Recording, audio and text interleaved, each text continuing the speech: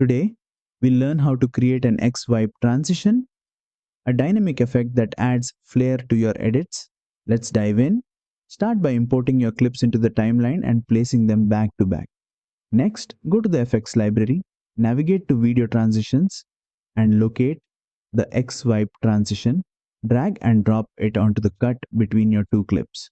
The X-Wipe transition creates a diagonal wipe effect in the shape of an X as it transitions between the two clips.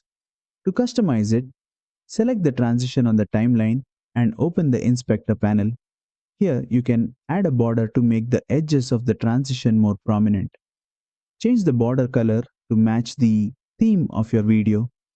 If you want to adjust how quickly or slowly the transition plays, simply drag its edges on the timeline to increase or decrease the duration, and that's it. You've successfully created and customized an X-Wipe transition in DaVinci Resolve. If you found this tutorial helpful, don't forget to like and subscribe for more tips.